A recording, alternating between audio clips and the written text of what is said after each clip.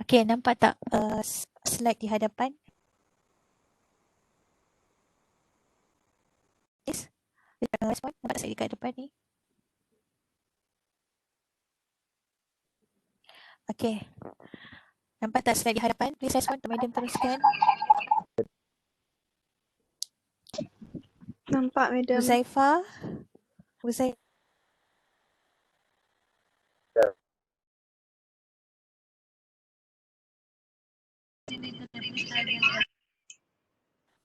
Nampak Madam, tak slide saya itu? Nampak? Okey. tak clear So, sangat kita lah pergi Madam. kepada Suara Madam topik yang kedua, nampak macam Okey. sekat-sekat. Saya dengar sila chat Yang boleh bagi tulis nama, sila tulis nama di ruangan chat dan juga buku catatan masing-masing. So, kita teruskan kepada topik yang kedua iaitu konsep penyiaran. Okey, untuk assignment analisis sekat-sekat. Okey tak?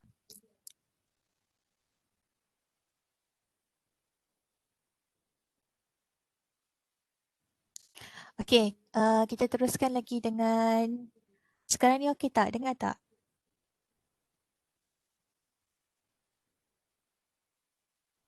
Okey, so sekarang ni kita akan teruskan kepada konsep penyiaran untuk okey tak apa yang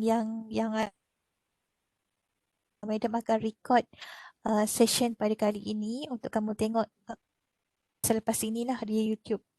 Okey, so tugasan analisis media sosial yang menggunakan kertas majung tersebut. So Madam akan buat kelas ganti nanti untuk kamu membentangkan analisis media sosial disebabkan oleh pada 16 September kita ada public holiday sekali lagi. Okay, so kita akan buat kelas gantilah untuk tarikh tersebut dan pada hari itu kamu akan bentangkan analisis media sosial. Okay, so nanti kita akan bincangkan, discusskan hari apa yang kita nak buat kelas ganti untuk hari Rabu. Sama ada kamu nak melalui apa? Via online ataupun kamu nak face to face Nanti kita akan bincang selepas ini. So seterusnya pada topik yang kedua kita pergi kepada konsep penyiaran. So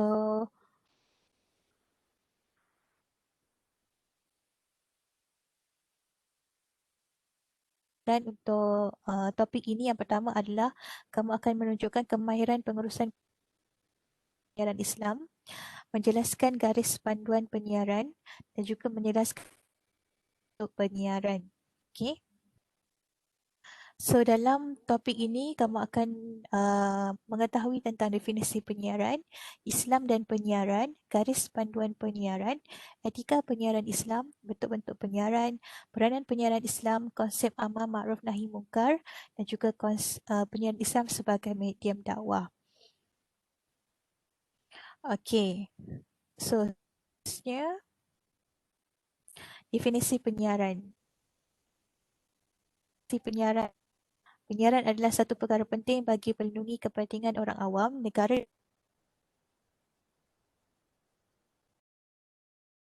perpaduan dan pertumbuhan negara. Okey, ini kerana media penyiaran merupakan antara media yang bersifat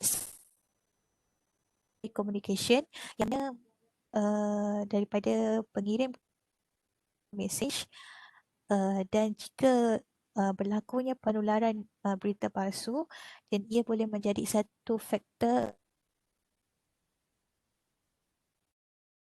So tujuan pastikan semua bentuk penyiaran melalui radio dan televisyen memenuhi dasar dan aspirasi negara ke arah mencapai wawasan 2020. So dengan itu media penyiaran iaitu salah satu daripada media elektronik penting ataupun antara punca utama bagi sebuah negara itu menyampaikan dasar dan aspirasinya kepada. Seterusnya definisi penyiaran. Kita lihat definisi penyiaran daripada sudut bahasa, berarti proses, cara dan perbuatan menyiarkan. Dari sudut istilah, penyiaran adalah komunikasi yang disampaikan audiens iaitu satu proses maklum kepada masyarakat melalui proses pemancaran elektromagnetik ataupun gelombang yang tinggi. Okey, apa maksud proses pemancaran elektromagnetik ataupun gelombang yang lebih tinggi yang dikatakan oleh J.B. Wahyudi pada 1996? Melalui proses apa tu? Boleh tak respon sikit melalui group chat? Apa yang kamu faham tentang proses pemancaran yang lebih tinggi dari sudut istilah, definisi istilah penyiaran? Apa yang kamu faham daripada uh, statement melalui proses pemancaran elektromagnetik ataupun gelombang yang lebih tinggi? So sila respon dekat ruangan chat Apa yang kamu faham tentang definisi istilah penyiaran ini? Satu proses komunikasi yang disampaikan kepada audien iaitu satu proses pengiriman maklumat daripada seseorang kepada masyarakat melalui proses pemancaran elektromagnetik ataupun gelombang yang lebih tinggi. Apa maksud pemancaran elektromagnetik ataupun gelombang yang lebih tinggi itu? Dia merujuk kepada bantuan apa? Kelas boleh respon di ruangan chat? Adakah macam melalui radio? Ya, melalui radio, tapi kita memerlukan bantuan apa untuk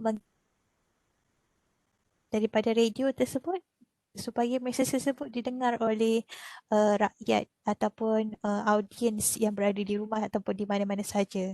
Bantuan apa? Bantuan sosial media.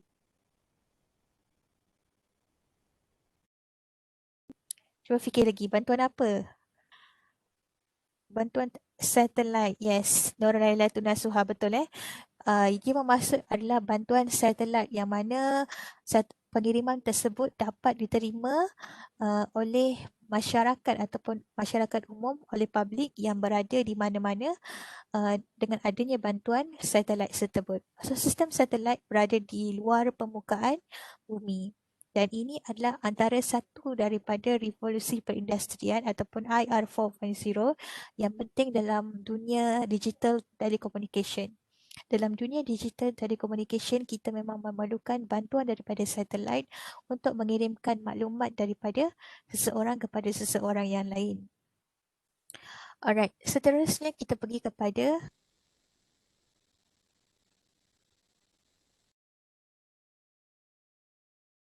dengan sebenarnya aktiviti mengadun ataupun memancarkan rancangan televisyen kepada halayak di sekitar kawasan yang dapat diikuti oleh alat penerima siaran dan so dengan salah satu daripada ancakan dalam bidang komunikasi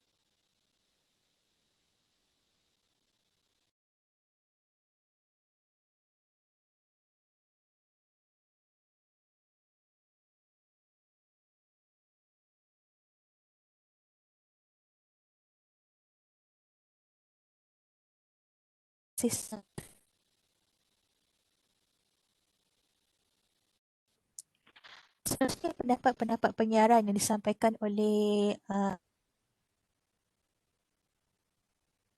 bidang di 1996 dia satu proses pengiriman pada masyarakat melalui proses pemancaran elektron tinggi. Okay, menurut Jalaluddin Rahmat, dia mengatakan bahawa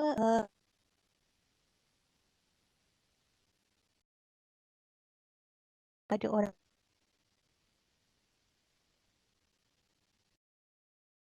apa beza media cetak dan media okay, boleh bagi jawapan di ruangan chat. Apa beza media cetak dan media elektronik? Media cetak dan media elektronik. Ada tak perbezaan di antara media dan media elektronik? Okay, saya respon di chat Apa bezanya media cetak dan media elektronik yang disampaikan oleh Jalaluddin Rahmat? Okay, kelas. Ada beza tak media cetak dan media elektronik?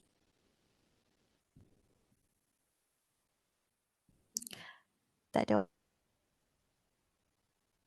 Britney. Britney. Apa Britney?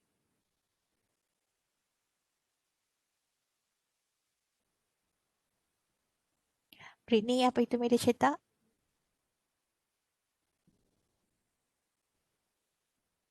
Christabel, apa itu media cetak? Apa itu media cetak?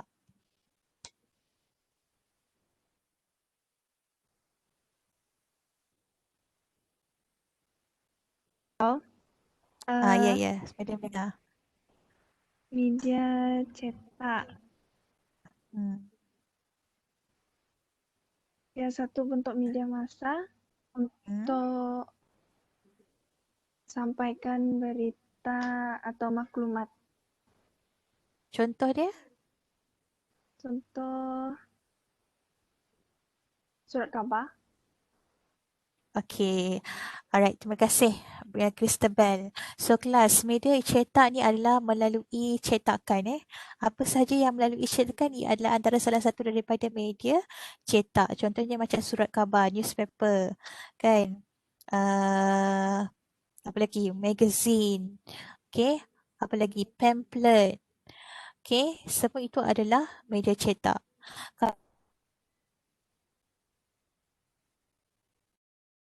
Jadi, contohnya macam televisyen ataupun melalui radio.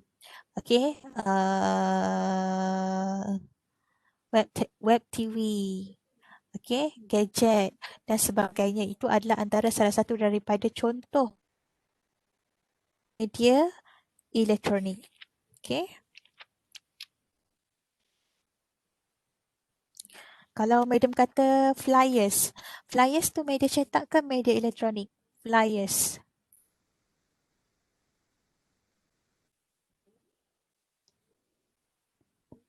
Flyers media cetak. Okey, kalau madam kata bagi contoh,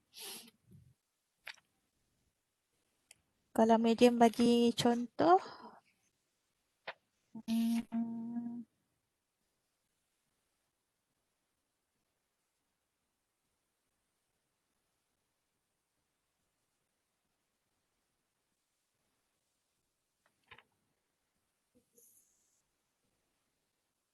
kalau madam bagi contoh tiga, itu adalah media apa? TV3,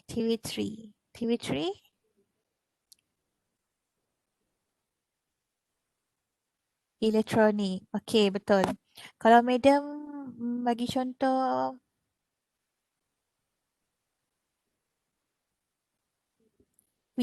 WeChat media apa? Cetak ke elektronik?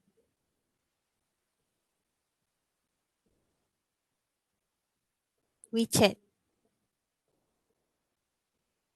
Okey, elektronik. Kenapa kamu kata dia elektronik? Kalau WeChat,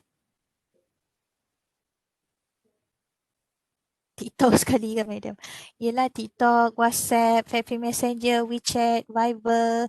Okey, itu semua dalam kategori media elektronik kerana dia menggunakan bantuan teknologi ataupun rangkaian, betul. Okey, untuk menghantar maklumat kepada penerima mesej. Okey.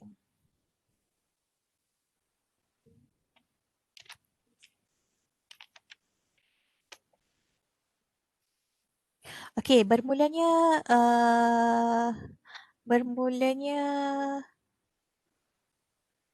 penciptaan kertas, okey, adalah Mesir ataupun peradaban Cina. Ada siapa tahu? Kertas sebagai satu medium penulisan digunakan pada zaman Mesir ataupun pada zaman tamadun China.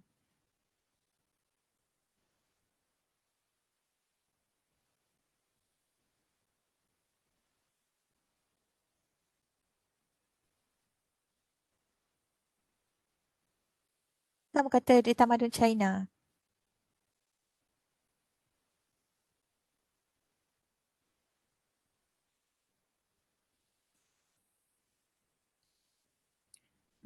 Okey, kerana pada masa tersebut,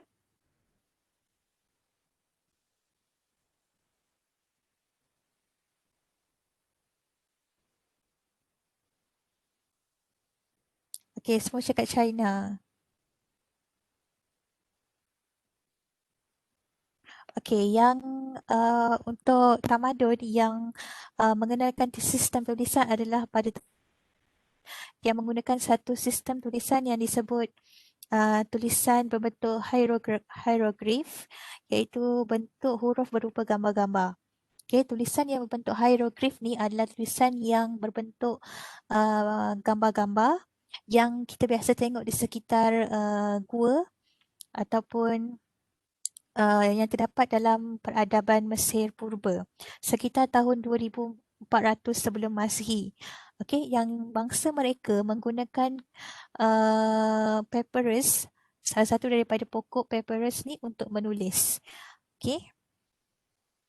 So untuk tamadun China, kertas dipercayai muncul pada tamadun China, betul, seawal tahun 200 sebelum Masihi, yang mana selepas itu teknologi ini dibawa oleh pedagang Muslim ke Eropah sebelum abad ke-11. Okay, so dengan adanya kertas, penulisan menjadi lebih mudah kerana kertas mudah disimpan dan juga bertahan lama. Okay, itu adalah sedikit sejarah berkenaan dengan kertas. Bermulanya era cetakan, okay, adalah sekitar tahun 200 sebelum Masihi. Okay, seterusnya adalah kita kepada pendapat salah satu daripada scholar berkaitan dengan media penyiaran yang memberikan pendapat, iaitu Syed Arabi Aidid, memberikan kesedaran terhadap semangat kenegaraan selain dapat digunakan sebagai suara perancang negara dan mengajar kemahiran yang baru. Okey, so media penyiaran juga berperanan untuk meniupkan semangat kenegaraan dalam kalangan warga negara tersebut. Okey, ini adalah penting kerana dengan adanya semangat cintakan negara, dengan adanya semangat appreciation ataupun menghargai kepada kemerdekaan yang dikecapi, maka kita dapat membentuk satu perpaduan ataupun pembangunan negeri yang pesat. Okey, macam mana kamu nak memupuk semangat kenegaraan? Macam mana kamu nak menghargai kemerdekaan yang dikecapi? Walhal kamu bukanlah generasi yang hidup semasa zaman peperangan. Walhal kamu tidak berada pun pada World War yang pertama. Kamu tidak berada pada World War yang kedua. Kamu tidak merasai detik kemerdekaan negara. Tapi bagaimana caranya kamu nak nak adanya semangat cintakan negara tu? Macam mana kamu nak meningkatkan semangat kenegaraan dalam diri masing-masing pada generasi masa kini? Kerana dia tidak ada pengalaman hidup dalam zaman peperangan. Bagaimana bagaimana media penyiaran ini dapat membantu untuk meningkatkan semangat kenegaraan ataupun semangat apa orang kata, semangat patriotism dalam kalangan masyarakat di Malaysia.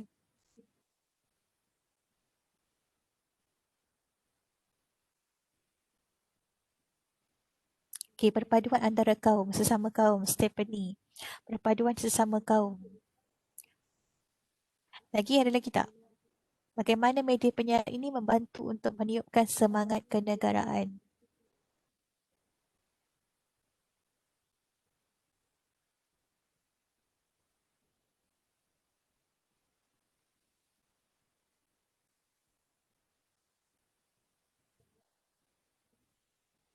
Kelas, macam mana media penyiaran boleh membantu kepada memberi kesedaran meniupkan semangat kenegaraan?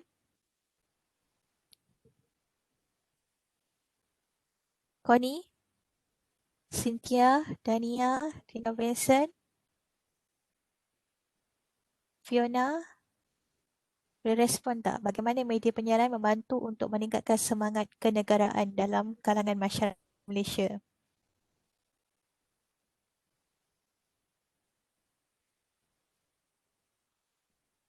Kenneth Anderson,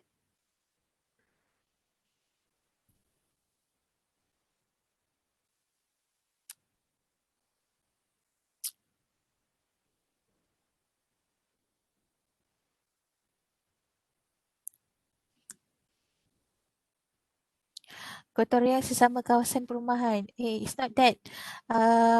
fahamkan soalan medium bagaimana media penyiaran ini mampu untuk meningkatkan semangat kenegaraan.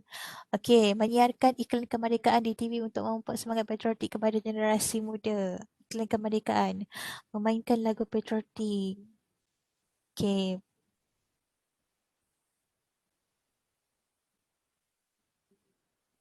ada lagi tak? Respon. Semua kena respon dalam ni. Siapa pasif-pasif tu,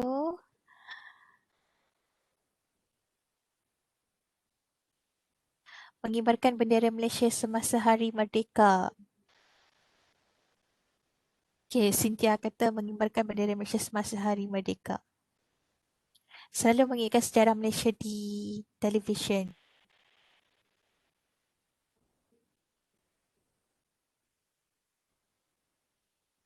Okey, media merasa perkara yang paling penting dalam memupuk semangat kenegaraan yang mana penyiaran boleh membantu adalah dengan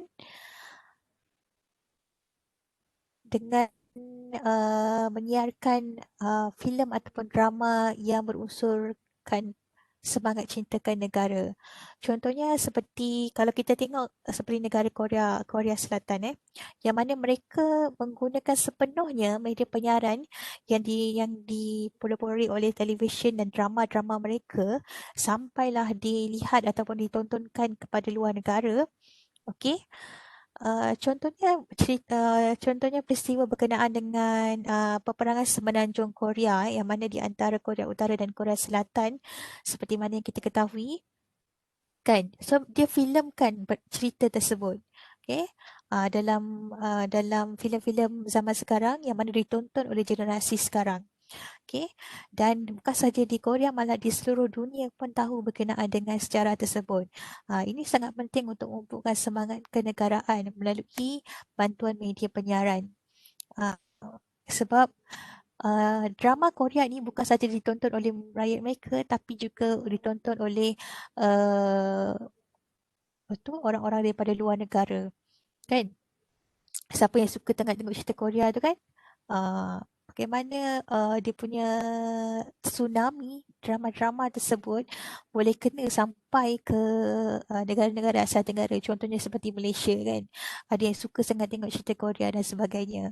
So itu adalah antara peranan media penyiaran yang dimainkan oleh negara mereka dalam meningkatkan semangat kenegaraan ataupun semangat untuk orang luar mengetahui tentang culture budaya mereka.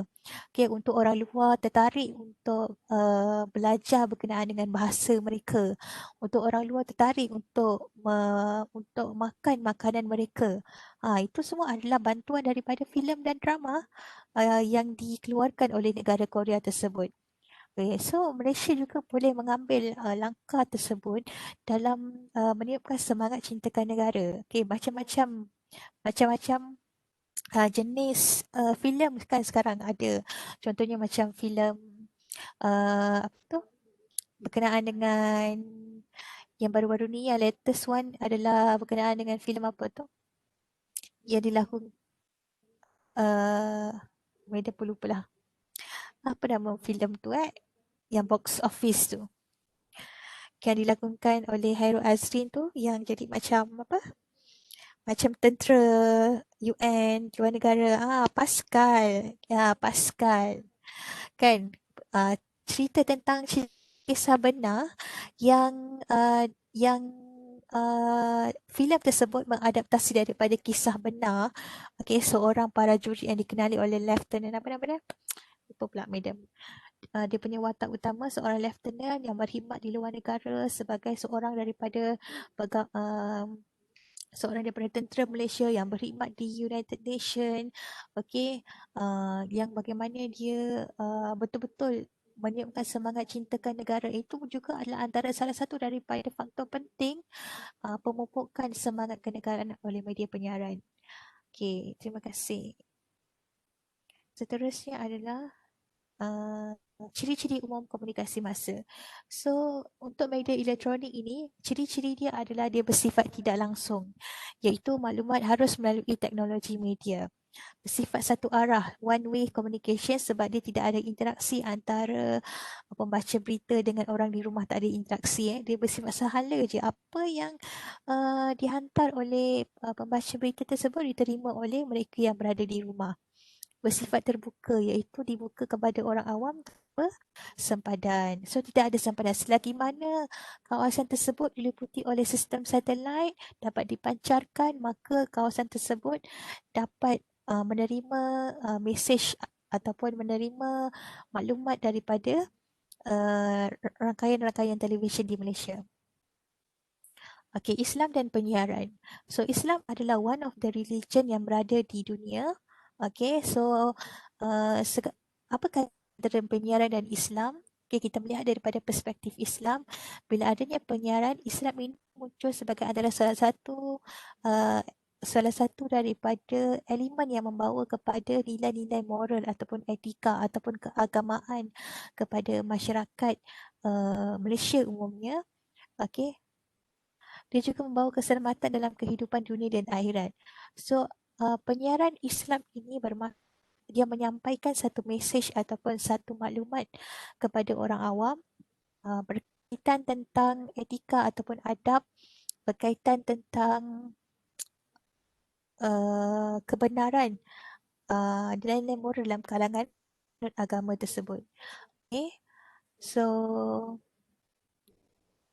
etika penyiaran. Okey, kod etika penyiaran melibatkan etika siaran, penerbitan, pengiklanan, persembahan artis yang juga perlu dipatuhi, dan matlamat agama dan nilai moral tempatan.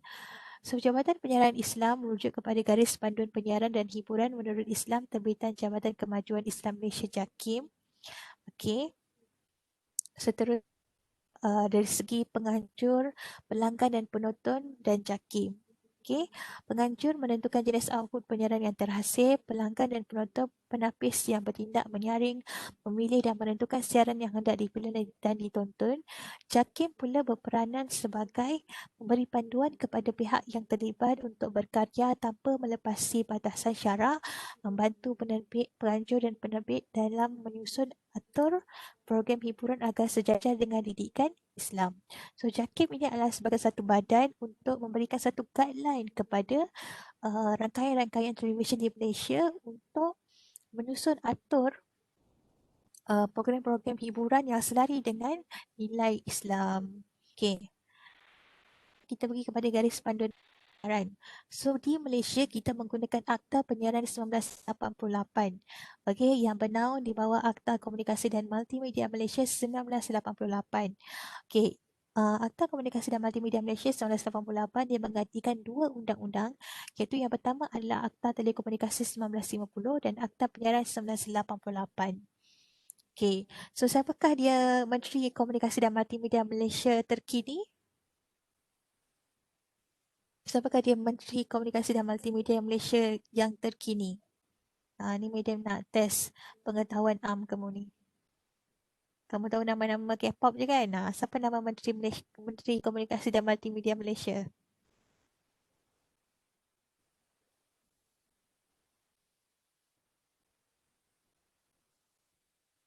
Siapa? Siapa siapa nama Menteri Komunikasi dan Multimedia Malaysia? Who is the Minister of Communication and Multimedia Malaysia? Okey, Datuk Saifuddin Abdullah. Okey, betul. Datuk Saifuddin Abdullah adalah menteri yang bertanggungjawab untuk menyelia Akta Penyiaran 1988. Okey, so Akta Penyiaran ini siapakah yang terlibat dalam Akta Penyiaran? Mereka yang bernaung di bawah media penyiaran. Contohnya seperti wartawan, pembaca berita, rangkaian sistem televisyen Malaysia, rangkaian sistem radio di Malaysia, semua. Dan juga mereka yang orang-orang awam juga bernaung di bawah akta tersebut. Okey. Akta ini adalah satu undang-undang cyber yang dibentuk sebagai satu rangka kerja bagi campur tangan kerajaan dalam memantau industri penyiaran, komunikasi dan multimedia. Akta ini juga merupakan antara undang-undang cyber yang terpanjang di Malaysia. Okay, so bila berlakunya bully cyber atau bila berlakunya penularan wabak bukan penularan wabak COVID-19 je, penularan wabak berita palsu juga seiring dengan penularan wabak COVID-19. Okey. So siapa yang buat berita palsu tu, yang buat fake news tu, mereka akan di-charge di bawah Komunikasi dan Multimedia Malaysia 1988. Okey. So, 4 akta lain yang terlibat dalam akta tersebut adalah Akta Jenayah Komputer 1997, Akta Tandatangan Digital 1997, Akta Tadi Perubatan 1997 dan Akta Hak Cipta Pindaan 1997. So, garis panduan penyiaran Malaysia ada ciri-ciri bahan yang boleh disiarkan dan ada ciri-ciri bahan yang tidak boleh disiarkan. Ciri-ciri bahan yang boleh disiarkan adalah yang pertama, bahan tersebut, filem tersebut, drama tersebut, iklan tersebut mestilah menyokong kepada wawasan negara. Yang kedua, dia mestilah menghormati sensitiviti kepekaan rakyat. Yang mana yang boleh menggugat kepada perpaduan negara. Sensitiviti ni dari sudut agama, dari sudut kepercayaan, itu adalah sensitiviti rakyat. Yang memaparkan keindahan dan kemajuan negara. Ini boleh disiarkan. Antara lain adalah mengutamakan objektiviti dan pemaparan fakta. Dan yang terakhir adalah menggambarkan masyarakat berbilang kaum. Semua bahan-bahan berunsur sedemikian boleh disiarkan. Seterusnya kita ada ciri-ciri bahan yang tak boleh disiarkan. Yang pertama adalah sekiranya ada bahan yang bertentangan dasar kerajaan, ideologi dan politik yang bertentangan dengan dasar kerajaan. Kedua, tidak mempercayai Tuhan. Kerana di Malaysia ini, rukun negara yang pertama kepercayaan kepada Tuhan. So, sebab tu setiap penganut agama di Malaysia, setiap orang di Malaysia ni dia ada agama yang dianuti. Kerana rukun negara kita adalah yang pertama kepercayaan kepada Tuhan. Yang seterusnya adalah bercanggah dengan nilai sosial budaya masyarakat.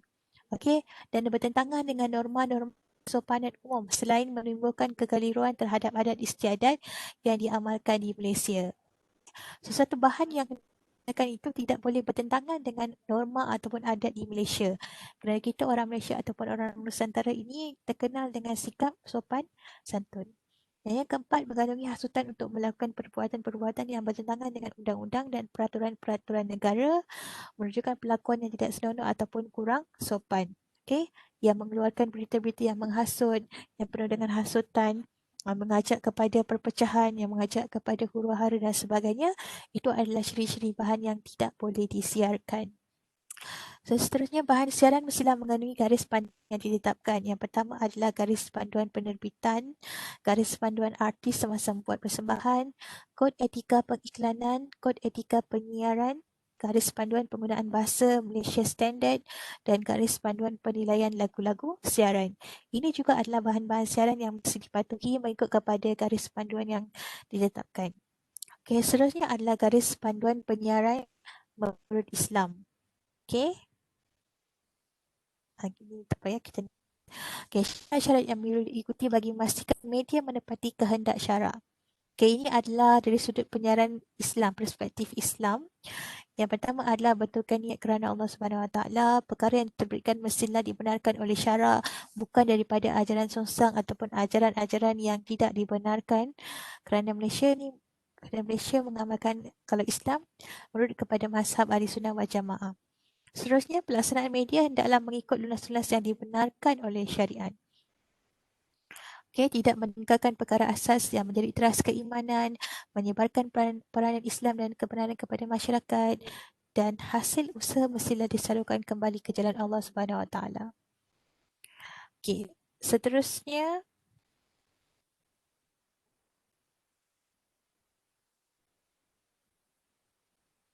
garis panduan hiburan menurut Islam. Ini kamu boleh baca nanti.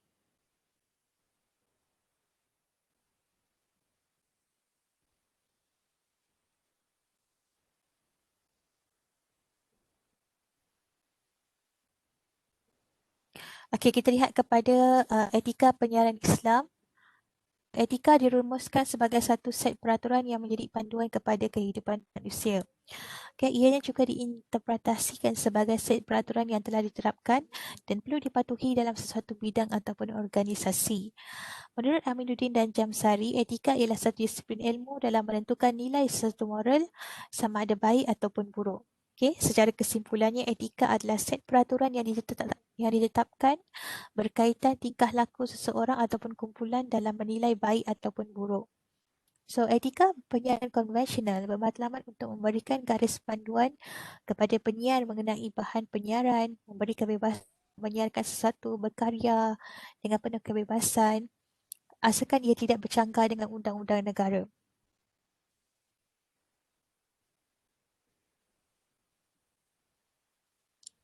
So, etika penyiaran Islam yang pertama adalah menalang kandungan yang tidak sopan seperti bahan yang menyinggung, sombong yang bertentangan dengan perlakuan yang diterima pakai oleh masyarakat setempat.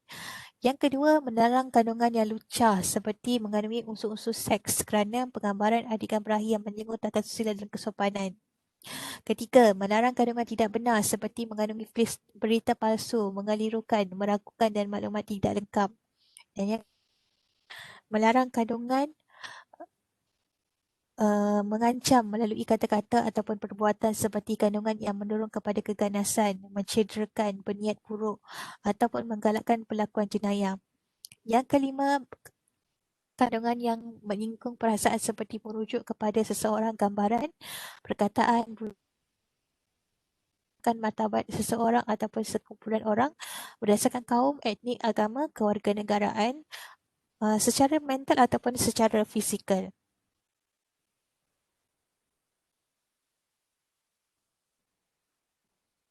Okey, kita berhenti setakat ini dahulu. Sambung lagi etika penyiaran Islam.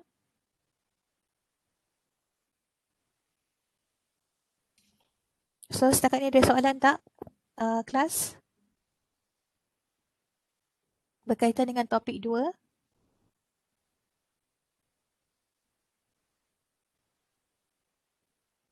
Okey, so Madam bincangkan untuk kelas ganti pada 16 September. Kamu free hari apa? Kamu nak secara online ataupun secara face to face? Sebab kita akan buat perbentangan untuk analisis media sosial.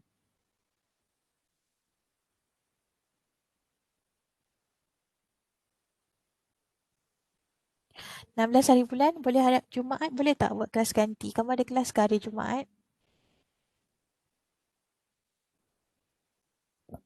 Ada kelas? Kamu ada kelas ke hari Jumaat? Madam stop sharing dulu lah.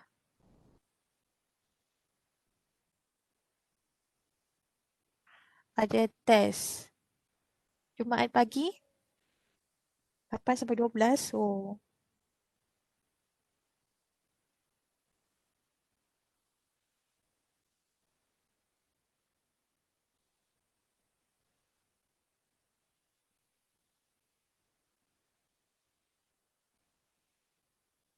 hari Khamis.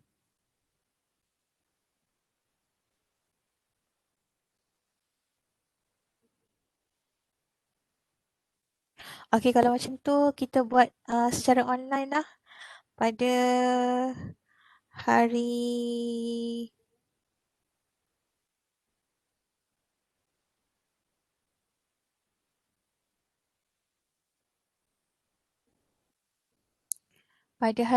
kita buat pada hari kelas asal hari Khamis 1/4 tak ada kelas Madam. Kalau kelas asal,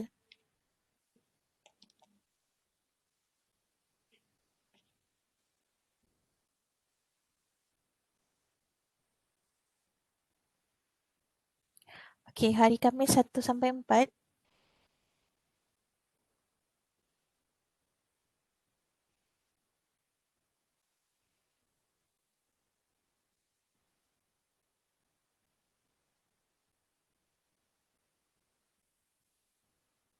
Padatnya jadual kamu ni eh.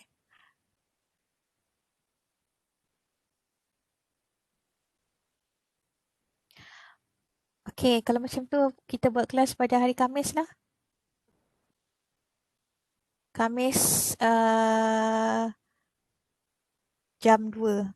Jam 2 sampai 3. 2.4. Okay, jam 2 sampai 4 lah. Kita akan buat analisis media sosial saja.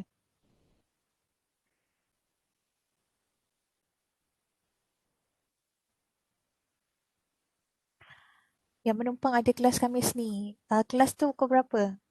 Sampai petang ke? Skolastika?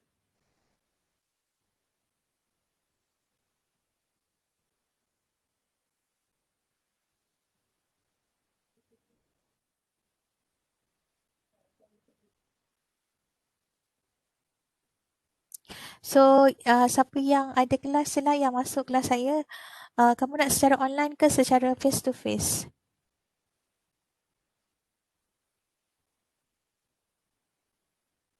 Kalau saya buat secara...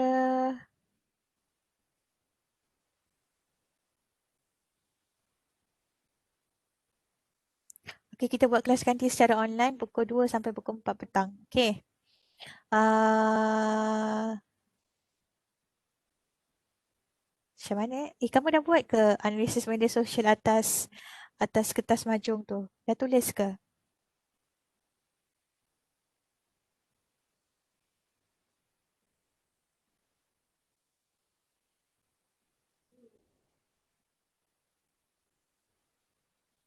Okey, kalau dah buat, kita akan uh, kamu buat dia secara apa? Kamu snap picture, kamu buat dia secara image. Nanti kamu akan view saja, masukkan dalam slide. Kamu akan view saja picture tersebut.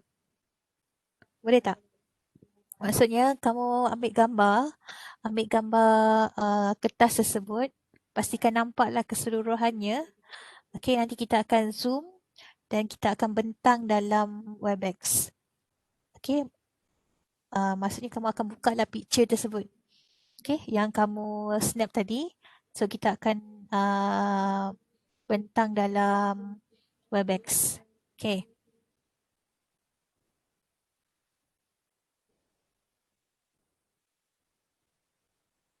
Okey, so pukul 2 sampai pukul 4 hari Khamis kita akan buat pembentangan untuk analisis media sosial. Okey. So nanti madam akan bagi sedikit latihan lah berkenaan dengan topik 2 dalam SIDOS untuk kamu buat untuk kefahaman lebih faham lagi berkenaan dengan topik 2. Okey. So kita jumpa pada hari Khamis nanti untuk kelas ganti. Setakat ini itu sahaja untuk hari ini. Terima kasih kepada semua pelajar dan boleh bersurai boleh keluar daripada Webex.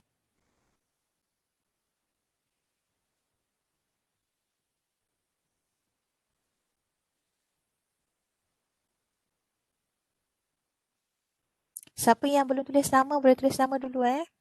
Pastikan tulis nama dan juga nombor pendaftaran untuk kehadiran.